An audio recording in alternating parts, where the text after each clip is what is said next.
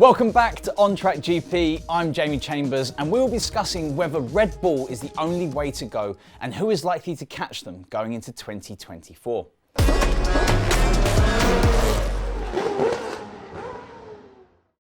Red Bull has spent a season running rampant around racetracks across the world.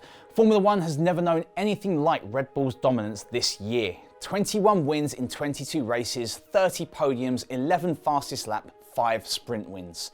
And this with a car they stopped developing in the summer, so they could focus on next year's. The Milton Keynes-based team was simply unstoppable. The 860 points they took were more than double second place Mercedes. And why would they stop there? Red Bull have the best car, the best design. Scarily, Adrian Newey only devotes half his time to F1 these days, the most experienced team principal and the best driver. Max Verstappen took 19 of their 21 wins this year, the most by any driver in a single season. He led for more than 1,000 laps, the first time in history anyone has done that. At the age of just 26, the Dutch driver has won 54 races. Only Michael Schumacher, 91, and Lewis Hamilton, 103, are ahead of him in the all-time list. How quickly Verstappen catches them will depend on how quickly anyone can catch Red Bull. Right now, that is looking very unlikely. There are no big changes to the technical regulations next year, meaning the cars will simply be an evolution of this year's. And as mentioned, Red Bull began focusing on next year's car back in July. The biggest changes we've had since this year have been livery changes, Horner joked in the press conference at Abu Dhabi. Of course, that does not make them impossible to catch. Mercedes, Ferrari, McLaren and Aston Martin will all hope to make gains over the winter. And they can all point to reasons as to why they might. Mercedes are completely overhauling their car concept, so who knows what they might do. It is a risk, as Toto Wolff admitted in Abu Dhabi, but it's one that they have to take if they are to stand any chance of beating Red Bull before 2026. Ferrari under Fred Vasseur have looked tighter, ending the season strongly. McLaren were the biggest improvers of 2023. The Woking team have a new wind tunnel and simulator coming on stream next season, not to mention a new technical director in Rob Marshall, who arrives helpfully from Red Bull. Aston Martin also have a new state-of-the-art factory plus a new wind tunnel. All 4 of them will also have extra wind tunnel time compared with Red Bull due to finishing lower than them in the Constructors' Championship. The trouble is, all those teams made gains this season by copying Red Bull to a greater or lesser extent. And when you are copying a team, you are necessarily behind them in the development curve. If any of them want to beat Red Bull in the short to medium term before the next set of regulations in 2026, they are going to have to start taking risks and try doing things before Red Bull. Not an easy task. McLaren Chief Executive Zak Brown acknowledged as much during a media brunch in Abu Dhabi on Saturday, noting that he could feel his team are becoming stronger, bolder under new team principal Andrea Stella. There's a real let's do this attitude, Brown said. You can see the energy in the team, talking about taking more risks and being not just this good, but better. A big example of all this was after a glimpse of the underfloor of the Red Bull RB19 afforded by Sergio Perez's Q1 crash in Monaco, and it has been a talking point in Formula One ever since, whether it be in the wider world and doubtless in the design studios of rival teams. The challenge is how long will it take for the others to copy? But there is an even bigger question that teams need to answer if they are ever to aspire to get on terms with Red Bull. Certainly, the other 9 teams will all be looking to learn what they can from the details of a Red Bull floor, but that is best described as a topographically complex design. The fact that there is that much detail makes it difficult when the flattening effect of photography, but even if you could accurately reproduce the detail, the key is understanding it. As Red Bull Chief Engineer Paul Monahan puts it, an ignorant copy isn't necessarily going to go faster, it has to integrate. There is an even more fundamental question, which is how to get to that level of understanding where you could generate such complexity for yourself.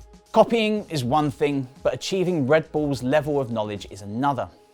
That challenge is explained well by Dave Robson, Head of Vehicle Performance at Williams, a team that is lagging furthest behind in terms of aerodynamics.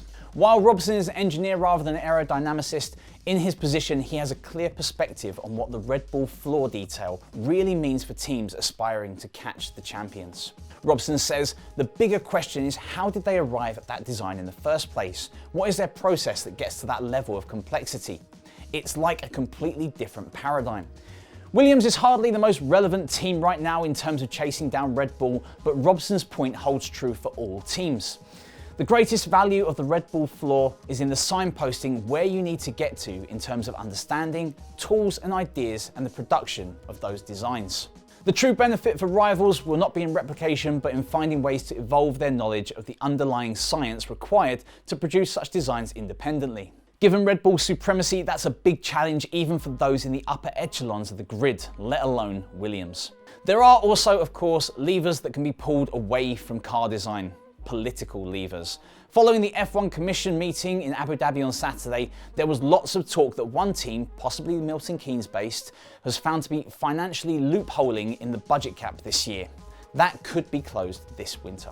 The other big talking point after the F1 Commission meeting revolved around Red Bull's relationship with AlphaTauri, with certain teams suspicious that they may be sharing more than is allowed by the regulations and that AlphaTauri might be a testbed for a certain Red Bull upgrade. Christian Horner flatly denied this following the Abu Dhabi race, insisting that these were scrupulous after sharing only what was permitted. But there will be certainly pressure from the FIA to police this area effectively going forwards.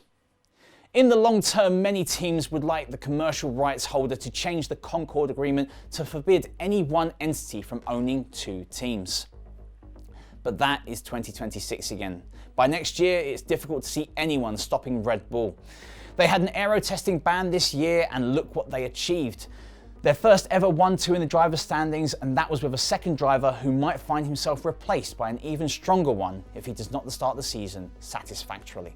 There are other caveats to such great success, however, and some of the other teams on the grid may certainly be breathing a sigh of relief after the full extent of what Red Bull will have to pay the FIA to enter the F1 2024 season was revealed and finalised.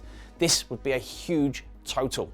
Red Bull will have to shell out a huge $7,445,817 in entry fees alone to the FIA because of how the sport's entry fee system is structured, almost 10 times what Haas will be paying to be on the same grid next year. Along with a base entry fee, teams pay a set fee per point to get themselves on the grid, and with Red Bull scoring 860 of them and the inflated fee for their status as Constructors' Championship winners, a big check will need writing to the FIA. F1 2024 entry fees by team. Red Bull $7.45 million, Mercedes $3.35 million, Ferrari $3.33 million, McLaren $2.64 million, Aston Martin $2.499 million, Alpine $1.45 million, Williams $842,000, AlphaTauri $822,000, Alfa Romeo $763,000, Haas $737,000. The entry fees for the Formula 1 24 season were announced in October with a 6.5% increase for the teams to pay based on inflation. And now that the points totals have been finalised, each amount the team will have to hand over to the FIA has now been calculated. Red Bull will have to pay more than double their nearest rivals Mercedes total, with the Silver Arrows set to pay $3.347 million to race next season. And while Red Bull team boss Christian Horner knows it's a lot of money for the team to fork out, he acknowledged the huge amount of work that has gone into being a record-breaking car and year. I think Max and the team this year, the standard that we've been able to hit to win 21 out of 22 races, to have led with Max over 1,000 laps out of 1,300 or so, to have broken so many records, I think he's hit another level, Horner told media, including Planet F1.